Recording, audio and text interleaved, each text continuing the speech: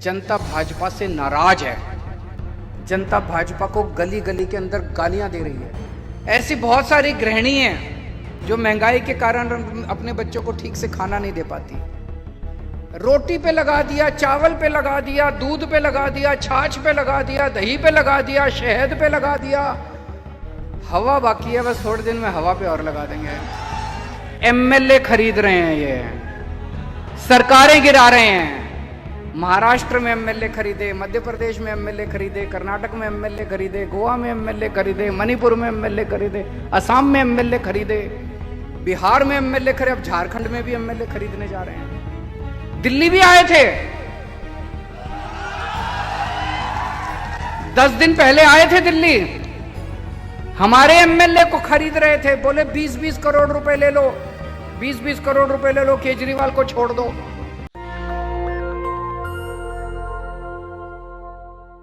जो सरपंचों की जो वेदना है वो काफी समय से कई सारी वेदना है।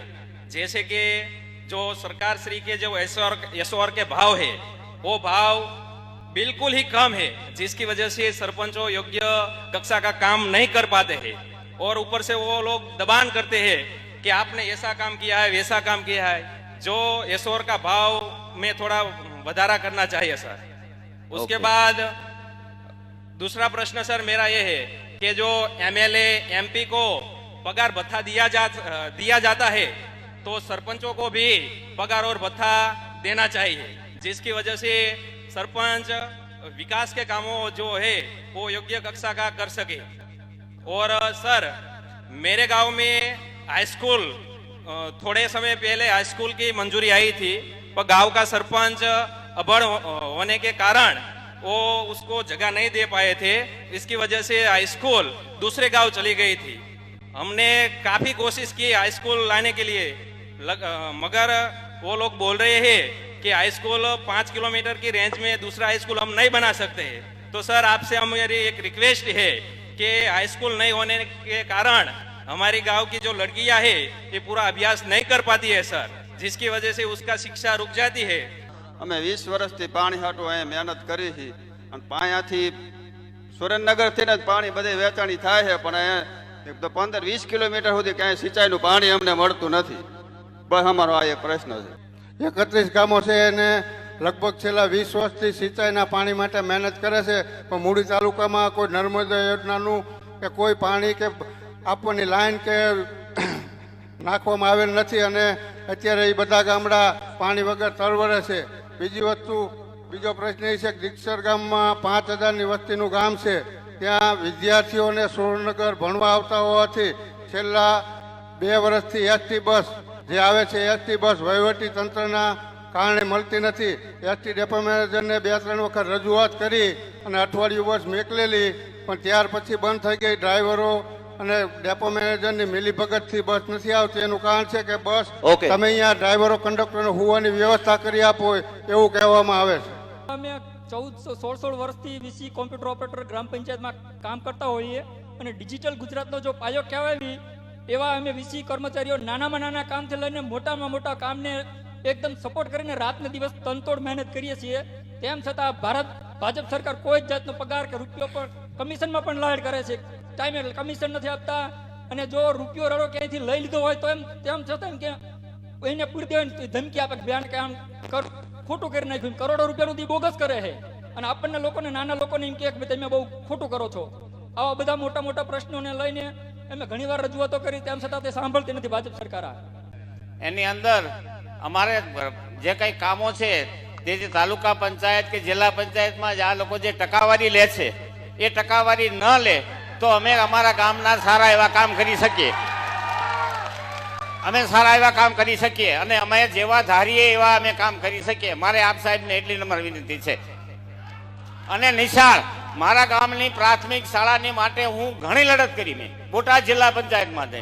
મને મહા મુસીબતે 3 રૂમ મળ્યા છે, હજી દિવાલ મળી નથી, નિશાળ પૂરી થઈ નથી। તો આ માટે મારે ખાસ નમ્ર વિનંતી છે કે અમને તમે કંઈક સહાય મળે તો મારું ગામ વિકાસની અંદર આગળ આવે।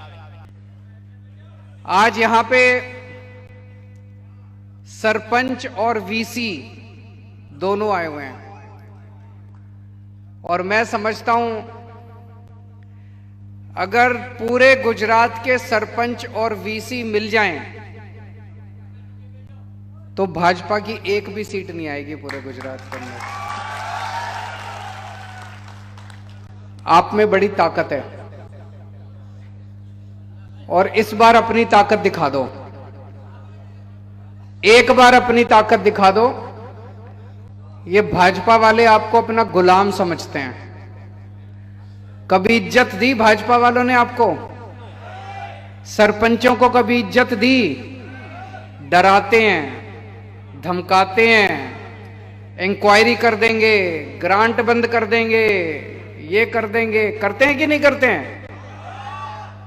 वीसी को तंग करते हैं कि नहीं करते हैं? आम आदमी पार्टी आप लोगों को सम्मान करती है। मैं नहीं समझता कि 27 साल से आज गुजरात में भाजपा है। मैं नहीं समझता कि एक भी चुनाव के पहले, आज मैं दिल्ली से आया हूं, दिल्ली का मुख्यमंत्री हूं, गुजरात के सरपंचों से बात करने के लिए। आज मैं दिल्ली से आया हूं वीसी से बात करने के लिए। क्या कभी आज तक चुनाव के पहले भाजपा ने सरपंचों की मीटिंग बुलाई? क्या कभी वीसी की मीटिंग बुलाई? उनको आपके वोट नहीं चाहिए। उनको आपके वोट नहीं चाहिए, मेरे को चाहिए। मेरे को आपका वोट भी चाहिए, आपका टाइम भी चाहिए, आपका साथ भी चाहिए।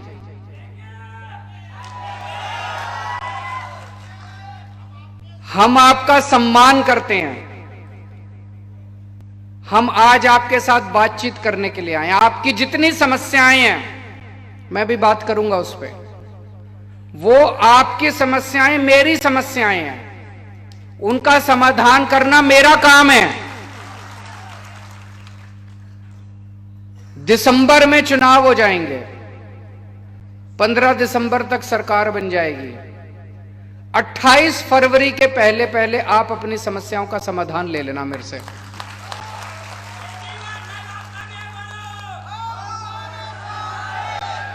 आज जितनी बातें मैं बोल के जा रहा हूं 28 फरवरी के पहले पहले पूरी कर दूंगा। लेकिन सरकार बनाने का काम आपका है। जैसा मैंने कहा, अगर सारे सरपंच इकट्ठे हो जाएं, सारे वीसी इकट्ठे हो जाएं, भाजपा की एक भी सीट नहीं आएगी। दिल्ली में 70 में से 67 सीट आई थी पिछली बार, 67। भाजपा की 3 सीट आई थी। दिल्ली में भाजपा की 3 सीट आई थी। पंजाब में हमारी 117 में से 92 सीट आई, भाजपा की 0 सीट आई थी।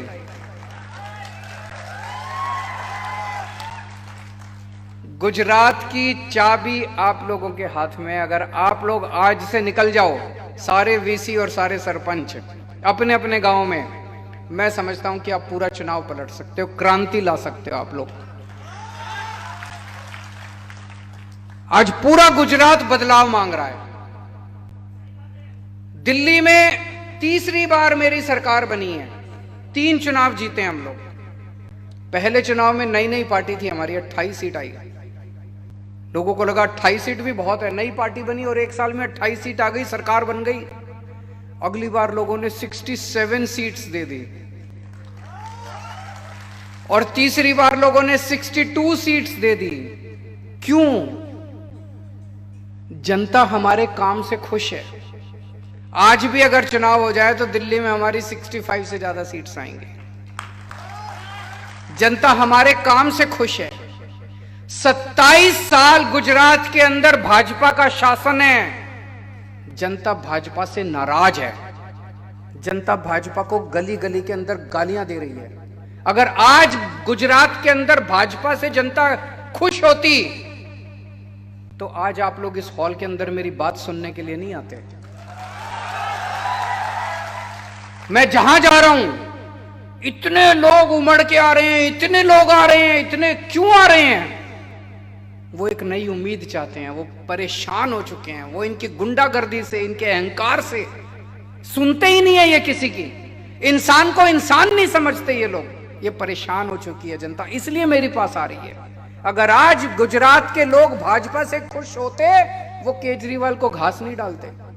आज हमारे पास लोग इसीलिए आ रहे हैं क्योंकि गुजरात के लोग नाराज हैं, और गुजरात के लोग देख रहे हैं कि दिल्ली के अंदर इन्होंने बहुत अच्छा काम किया, पंजाब के अंदर अच्छा काम शुरू हो गया, अब गुजरात भी मांग रहा है कि गुजरात के अंदर भी अच्छा काम शुरू होना चाहिए। एक सरपंच अपने गांव में चुनाव जीतता है। अगर गांव में चुनाव जीतता है तो उसकी बहुत इज्जत होगी, लोग उसको चाहते हैं, उसका सम्मान है, अपने गांव का नेता है। वो सरपंच चुनाव जीतने के बाद अपनी जेब से पैसे खर्चे करता रहता है, अपनी जेब से पैसे खर्चे करता रहता है। गांव के लोग उसके पास आते हैं, ये काम करा दो, वो काम करा दो, उसके पास कोई फंड नहीं है। अभी जैसे किसी ने बताया, फंड लेने जाता है तो वो पैसे कमीशन मांगते हैं कि नहीं मांगते कमीशन?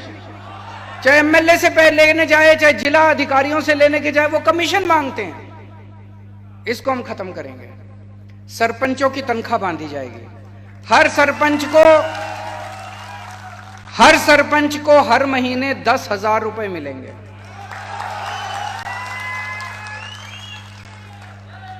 मैं समझता हूं कि यह भी कम है, लेकिन एक शुरुआत करेंगे। 10,000 रुपए महीने से शुरुआत करेंगे, बाद में धीरे धीरे इसको बढ़ाएंगे। 10,000 रुपए हर महीना हर सरपंच को मिलेंगे ताकि वो अपना खर्चा पानी कर सके। एक सरपंच को अपने गांव में किसी ने कहा पानी नहीं है, किसी ने कहा सड़क नहीं है, किसी ने कहा सफाई नहीं है, ये छोटे छोटे काम कराने के लिए तो सरपंच के पास अपना पैसा होना चाहिए, फंड होना चाहिए। कोई भी आए, ये गली बनानी है, सरपंच कहे ठीक है मैं बनवाता हूं। कोई भी आए, ये काम कराना है, ये पाइपलाइन डलवानी है, सरपंच कहे मैं बनवाता हूं। तो हर पंचायत को सीधे जिले के थ्रू नहीं, सीधे राज्य सरकार से सीधे हर पंचायत के पास 10 लाख रुपए का फंड दिया जाएगा।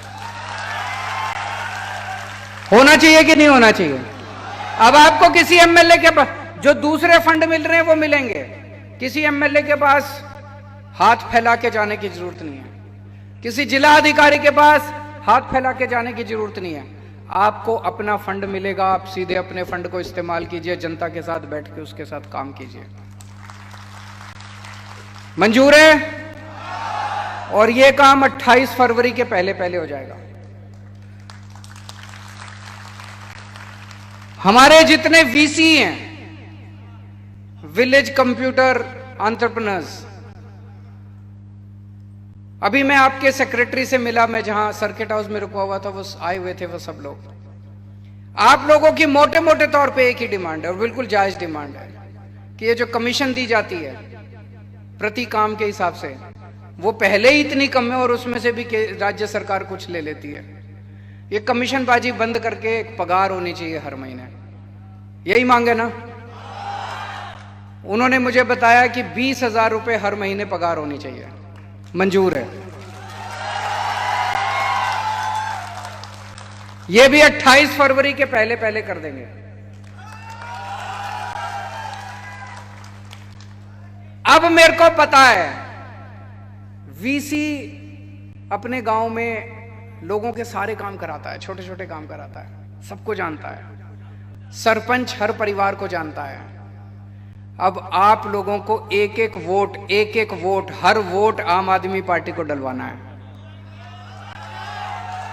सारे सरपंचों को भी और सारे वीसी को भी।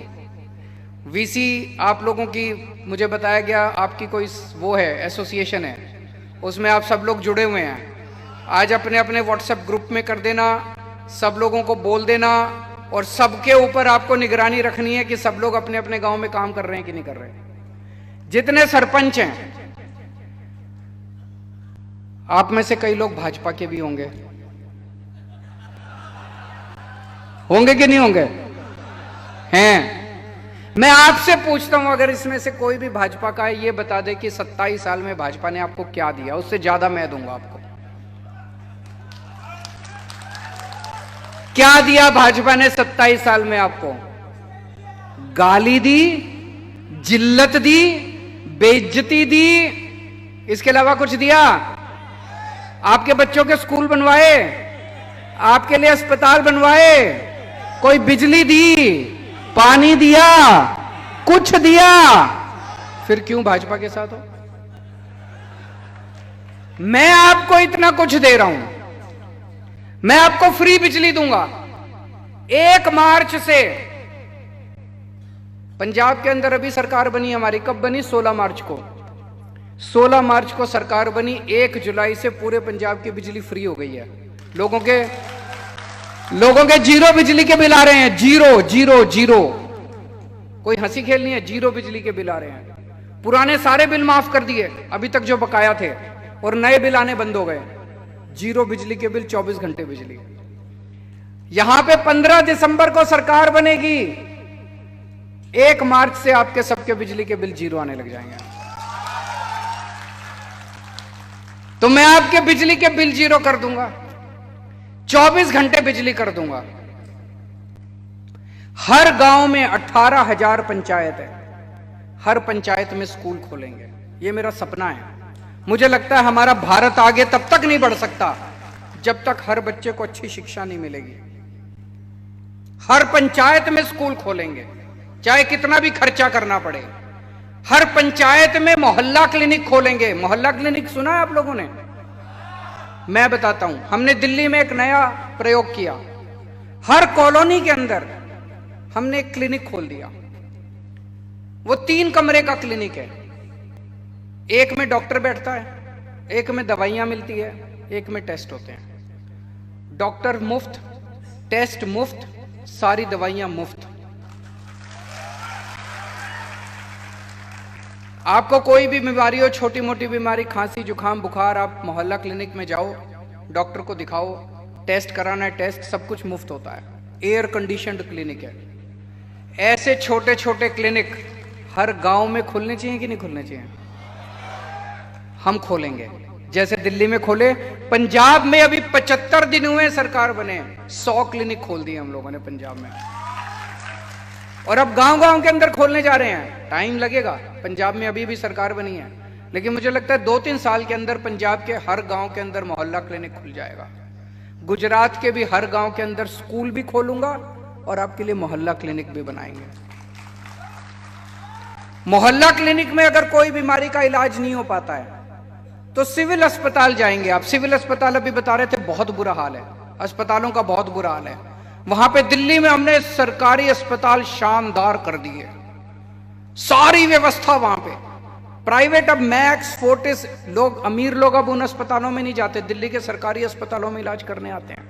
और सारा इलाज मुफ्त कर दिया हमने दिल्ली के अंदर, सबका।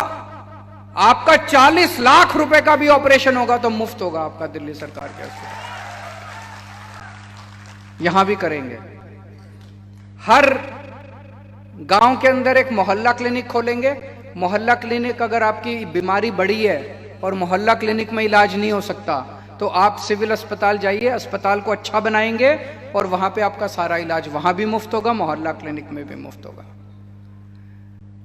बेरोजगारों को रोजगार देंगे, उसमें टाइम लगेगा, 5 साल लगेंगे बेरोजगारों को रोजगार देने के लिए।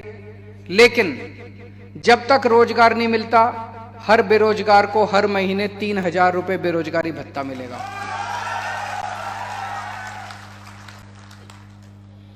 और इन्होंने बैठ के सारा प्लानिंग किया है। 10 लाख सरकारी नौकरियां निकालेंगे, 10 लाख हो सकती है, पूरी प्लानिंग कर रखी है हम लोगों ने। और ये जो पेपर फूटते हैं, तलाटी का पेपर फूट गया, इसका पेपर फूट गया, उसका क्यों फूटते हैं? पैसे खाते हैं ये लोग। पैसे खाते हैं कि नहीं खाते? इतने पेपर फूटे, आज तक कोई जेल नहीं गया। क्यों नहीं गया? इनके लोग हैं, सारे इनके लोग हैं। कानून लेके आएंगे। जिन जिन लोगों ने 2015 के बाद जितने पेपर फूटे हैं, सारे पेपर फोड़ने वालों को जेल भेजेंगे, 10-10 साल की जेल लेके आएंगे। अब कोई पेपर नहीं फूटेगा। जितनी वैकेंसी हैं, 1 साल के अंदर सारी वैकेंसी भर देंगे सरकार के अंदर जितनी वैकेंसी हैं। इतनी सारी बहनें आई हुई हैं। हर 18 साल से ऊपर की हर महिला को हर महीने 1,000 रुपए उनके अकाउंट में डालेंगे। मैं बहुत सारी ऐसी बेटियों को जानता हूं जो पैसे की कमी के कारण आगे पढ़ाई नहीं कर पाती। पिताजी के पास पैसा नहीं है, पिताजी पढ़ाई बंद कर देते हैं।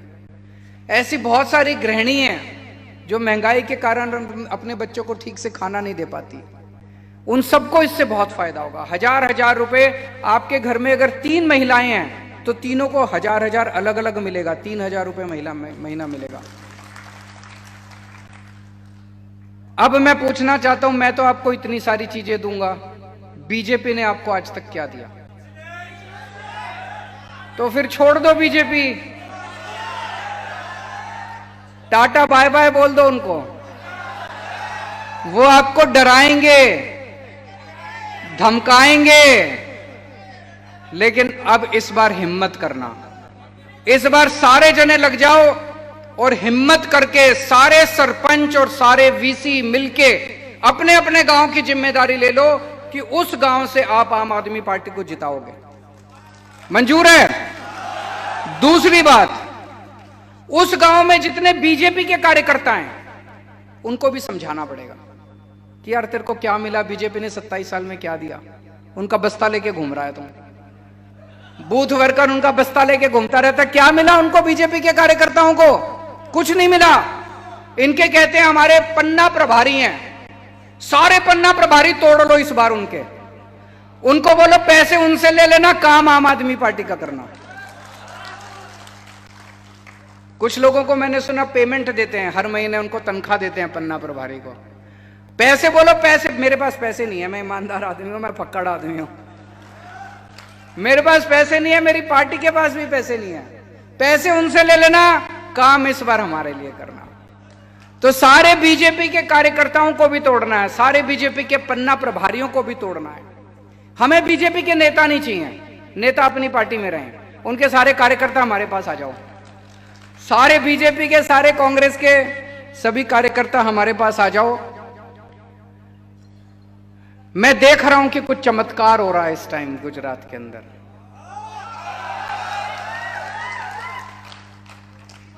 आज से 2 महीने पहले ऐसा माहौल नहीं था। इन 2 महीनों के अंदर ऐसे लग रहा है जैसे ऊपर वाला अपनी झाड़ू चला रहा है।